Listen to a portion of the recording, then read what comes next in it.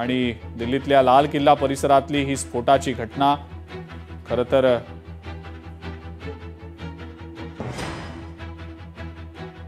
या संदर्भातल्या अपडेट्स सातत्याने आपण घेतच राहणार आहोत। मात्र या दिल्लीतल्या स्फोटाच्या घटनेनंतर देशभरातल्या सगळ्याच महत्त्वाच्या शहरांमध्ये आता सुरक्षा यंत्रणा अलर्ट मोडवर आहेत। आपले प्रतिनिधी उमेश करंजकर आहेत सध्या आपल्या सोबत। त्यांच्याकडनं मुंबईतल्या सुरक्षा यंत्रणा अलर्टवर गेलेल्या आहेत, त्या अनुषंगाने आपण अपडेट्स जाणून घेऊया। उमेश, दिल्लीतली स्फोटाची घटना जी काही मिनिटांपूर्वी आपल्यापर्यंत आलेली होती, बातमी समोर आलेली होती, मात्र दिल्लीतल्या सुरक्षा यंत्रणा तर अलर्टवर आहेतच, मात्र देशातल्या इतर महत्त्वाच्या शहरांमधल्या सुरक्षा यंत्रणा सुद्धा आता अलर्ट मोडवर गेल्याचं दिसतंय। मुंबईमध्ये नेमकं काय होतंय उमेश, त्याबद्दल काय सांगताय? अजिंक्य, दिल्लीत जवळपास 6:45 वाजता हा ब्लास्ट झाला। नेमका हा ब्लास्ट का झाला, कसा झाला, कोणी केला आणि या मागे कोण आहे याबाबतची अजूनही माहिती समोर आलेली नाही आहे। नेमका या ब्लास्टच्या मागे कुठल्या संघटना काम करतात का याबाबतही अजून कळलेलं नाही आहे। मात्र जसं तू म्हणालास की देशात कुठेही काही झालं तर सगळ्यात आधी अलर्टवर जे असतं ते मुंबई शहर असतं आणि ज्याप्रमाणे दिल्लीतली ही घटना समोर आली त्यानंतर मुंबई पोलीस आणि ज्या इतर सुरक्षा यंत्रणा आहेत त्या अलर्टवर गेलेल्या आहेत। खास करून जर आपण पाहिलं तर मुंबई छत्रपती शिवाजी महाराज टर्मिनस हा सगळा परिसर असेल किंवा मग गेटवे ऑफ इंडिया असेल, या सगळ्या परिसरामध्ये आधीपासूनच जे आहे ती पोलीस यंत्रणा अलर्टवर असते। मात्र अशा प्रकारे अप्रिय घटना देशात कुठेही घडली तर या इथे अजूनही सुरक्षा कुमक जी आहे ती वाढवली जाते। आता हे सगळ्या परिसरामध्ये अतिरिक्त पोलीस बल जे आहे ते दाखल केलं जाईल, तिथे देखील सगळी व्यवस्था जी ते अलर्टवर ठेवण्यात आले। त्यामुळे अख्खं मुंबई शहर जर अलर्टवर आहे असं म्हटलं तर वावगं ठरणार नाहीये, कारण दिल्लीमध्ये हा जो ब्लास्ट झालाय तो अत्यंत भयानक असा ब्लास्ट होता। हा ब्लास्ट नेमका कशामुळे झाला हे अद्याप समोर आलेलं नाही। मात्र ज्याप्रमाणे या ब्लास्टच्या आवाजाची तीव्रता होती त्या तीव्रतेनेच आजूबाजूच्या गाड्यांनी पेट घेतला।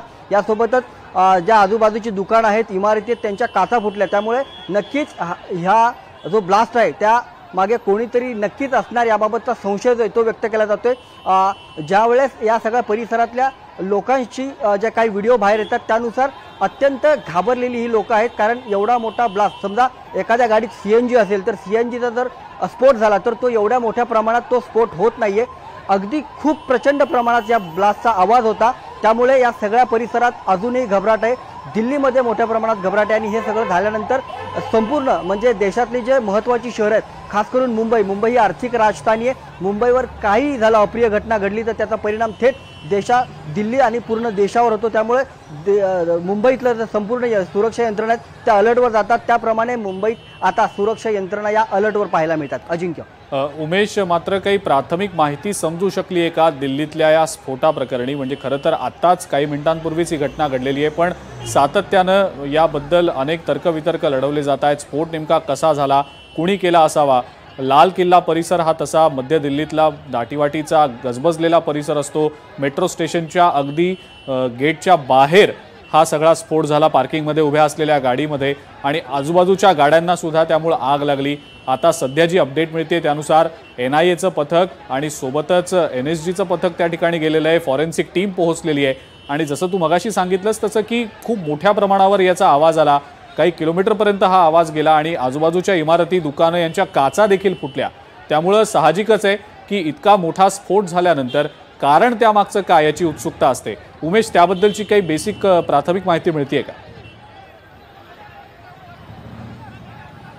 अजिंक्य, जर आपल्या देशाची जर आपण सगळी पार्श्वभूमी जर याआधी जर पाहिली तर अनेक अशा प्रकारच्या अप्रिय घटना घडल्यात। दहशतवादी हल्ले, दहशतवाद्यांनी बॉम्ब ब्लास्ट केलेले आहेत। मुंबईमधलं आपलं प्रकरण जर आपण हे सगळी घटना पाहिली तर ती अजूनही आपल्या सगळ्यांच्या मनामध्ये तशीच तेजते।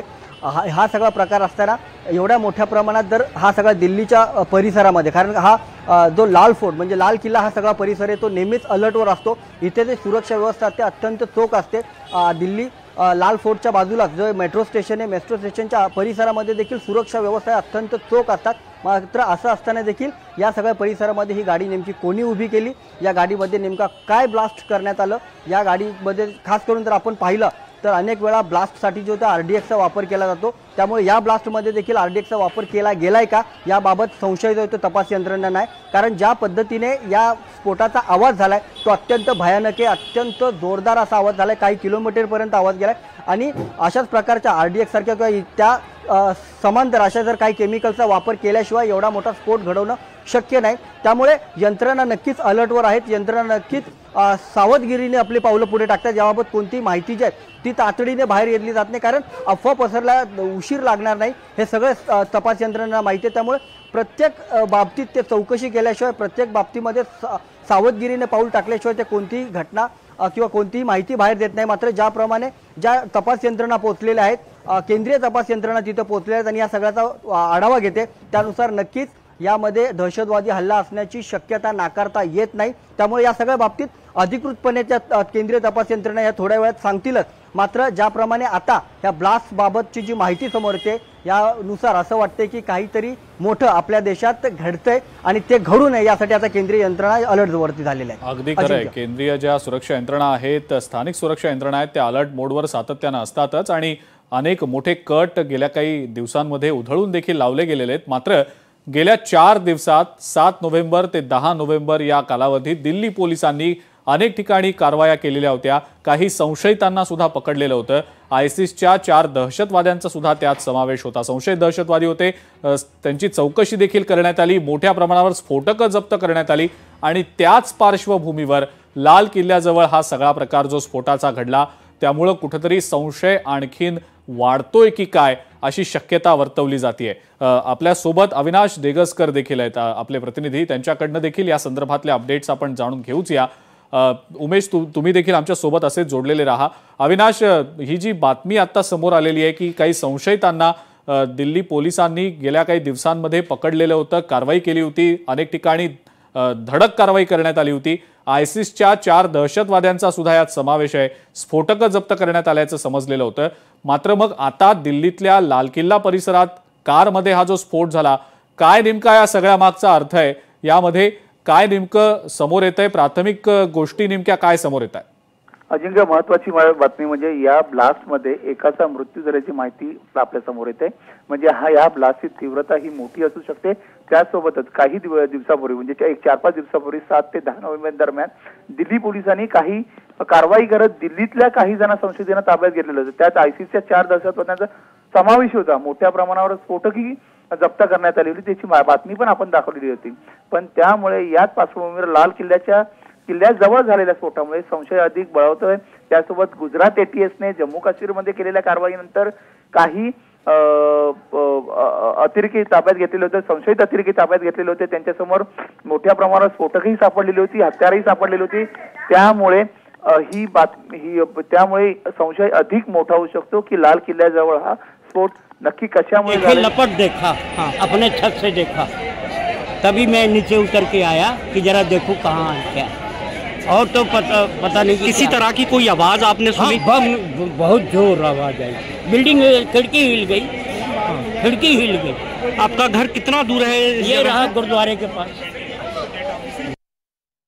काही प्रत्यक्षदर्शी आहेत ज्यांनी ही प्रतिक्रिया दिलेली आहे की खूप मोठा आवाज झाला हा स्फोट झाल्यानंतर, आणि जसं मगाचपासून आपण प्रेक्षकांना सांगतोय की अनेक इमारती आणि दुकानांच्या काचा देखील हा स्फोट झाल्यानंतर फुटलेल्या होत्या आणि इतकी मोठी खरं तर या स्फोटाची तीव्रता होती। अविनाश देगसकर आपल्यासोबत आहेतच। अविनाश, एकाचा मृत्यू झाला या स्फोटामध्ये असं आपण सांगितलं, मात्र जखमींची संख्या नेमकी किती आहे, काही त्याबद्दलची माहिती समजू शकली आहे का? आणि स्फोटानंतर आजूबाजूच्या काही गाड्यांना आग देखील लागलेली होती, ती आग विझवण्यात अग्निशमन दलाला यश आलेलं आहे का? अजिंक्य, माहिती ज्याप्रमाणे मिळते, ज्यावेळेला ब्लास्ट झाला त्यानंतर काही क्षणातच काही जण जखमी झालेले होते, त्यांना जवळच्या शासकीय रुग्णालयात हलवण्यात आलेलं होतं। स्थानिकांनी आणि पोलिसांनी, दिल्ली पोलिसांनी त्या जखमी झालेल्यांना जवळच हॉस्पिटलमध्ये हलवण्याची माहिती आहे। मात्र सध्या जी माहिती मिळते त्यात एकाचा मृत्यू झाल्याची माहिती या ब्लास्टमध्ये मिळते। त्यासोबत जखमींचा आकडा मात्र अद्याप मिळालेला नाहीये, तो आकडा मोठा असू शकतो। मात्र जागेचा तपास करण्यासाठी इकडे दिल्ली पोलीस दाखल झालेला आहे। त्यासोबत NSGचं आणि NIAचे पथकही घटनास्थळी दाखल झालेलं आहे आणि बॉम्ब स्क्वॉड आणि तिकडे दाखल झालेले, आणि नेमकं कशामुळे झालेला असा IDचा वापर करण्यात आलेला होता का याचा तपास घेत आहेत किंवा प्रेशर बॉम्बचा वापर करण्यात आलेला होता का याचा तपास घेऊनच पुढील दिल्ली पोलीस माहिती देऊ शकतात. त्याचबरोबर आरडीएक्सचाही वापर इकडे होऊ शकतो. जर दहशतवादी हल्ला असेल किंवा मुंबईसारख्या ठिकाणी अलर्ट राहण्यासाठी गरज असते, त्यासोबत दिल्लीसाठी ठिकाणी मोठ्या प्रमाणात अलर्ट राहण्याची गरज आहे. कारण मुंबईला हे नवीन नाहीये आणि त्यामुळे दिल्लीला या पद्धतीने हल्ला होणे म्हणजे फार मोठी गोष्ट आहे. आणि त्यासोबत लाल किल्ल्यापासून अशी माहिती मिळते की अंदाजे 800 मीटरच्या अंतरावर हा ब्लास्ट झालेला आहे आणि त्यासोबत आजूबाजूच्या परिसरात मोठ्या प्रमाणात आवाज झालेला होता. अधिकची माहिती अशी होती की बराच वेळ ही गाडी होती, ब्लास्ट झालेली गाडी होती, कार होती, ती पार्किंग मध्ये एका बाजूला ठेवण्यात आलेली होती. मात्र तिकडे दुर्लक्ष झाल्यामुळे हा ब्लास्ट झालेला आहे अशी माहिती आपल्याकडे आलेली आहे. आता नवीनच माहिती आलेली आहे. नवीन माहिती अशी आलेली आहे की अजून एकाचा मृत्यू झालेल्याची माहिती आहे. टोटल अद्याप या ब्लास्ट मध्ये 2 जणांचा मृत्यू झालेल्याची माहिती आता पडलेली आहे. आणि त्यासोबतच याची तीव्रता मगाशी सांगितल्याप्रमाणे तीव्रता वाढू शकते, ही तीव्रता वाढू शकते आणि मुंबईची हाय अलर्ट केलेला आहे. ती मगाशी आपण ज्या पद्धतीने सांगितलं की महत्वाची जी शहरं आहेत पूर्ण महाराष्ट्रात जसं जिकडे धोका जास्त असतो, मुंबई असेल, पुणे असेल, मालेगावही असं आपण म्हणू शकतो की त्या 3 ठिकाणी ब्लास्टचा अनुभव हा जुना नाहीये, प्रत्येकाने त्याचा अनुभव घेतलेला आहे. त्यामुळे इकडे हाय अलर्ट टाकणंच गरजेचं असतं. त्यासोबतच आता पुढची अपडेट आता दिल्ली पोलिसांकडून आपल्याला मिळेल. ठीक आहे. फॉरेन्सिक आणि टेक्निकल टीम सुद्धा आता सध्या तिथं घटनास्थळी दाखल झाल्याची माहिती मिळतेय. NIA, NSG आणि इतर ज्या यंत्रणा आहेत त्या यंत्रणांच्या टीम सुद्धा दाखल होत आहेत. डॉग स्क्वॉड देखील दाखल झालेला आहे आणि त्यामुळे आपण बघतो आहोत या सगळ्या स्फोट प्रकरणानंतर सगळ्या सुरक्षा यंत्रणा अलर्टवर आहेत. एका व्यक्तीचा मृत्यू झाल्याची माहिती मिळालेली होती, मात्र काही वेळापूर्वी अपडेट आल्यानंतर आणखी एका व्यक्तीचा मृत्यू झाल्याची बातमी समोर आलेली आहे.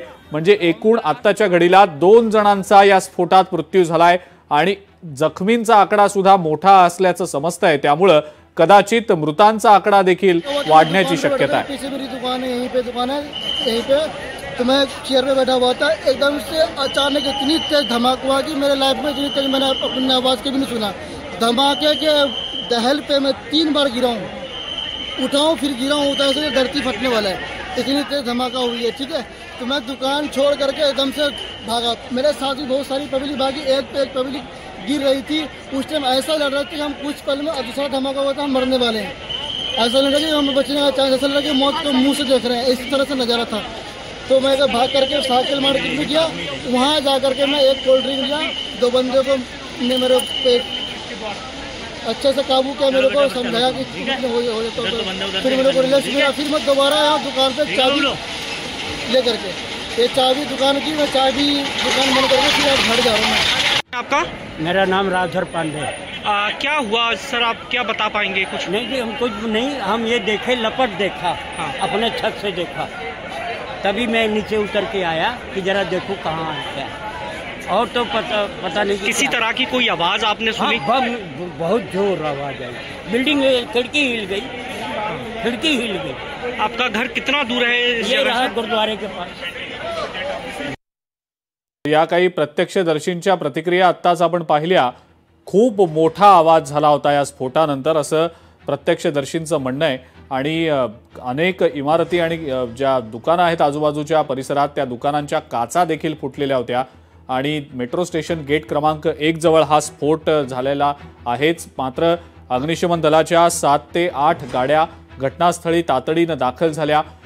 दिल्ली पोलिसांचं स्पेशल सेल तिथं दाखल झालेलं होतं. आत्ताची जी अपडेट मिळते त्यानुसार NIA, NSG आणि forensic team, technical team, dog squad अशा सगळ्या जवळपास यंत्रणा ज्या आहेत त्या घटनास्थळी दाखल झालेल्या आहेत. दिल्ली पोलिसांनी हा जो सध्या परिसर आहे जिथं हा स्फोट झालाय हा सगळा परिसर सील करून टाकल्याचं समजतंय आणि सध्या जखमी जे आहेत त्यांना जवळच्या LNJP रुग्णालयात उपचारांसाठी दाखल करण्यात आलेलं आहे. तकरीबन कितने लोग पीछे अंदाजा नहीं है.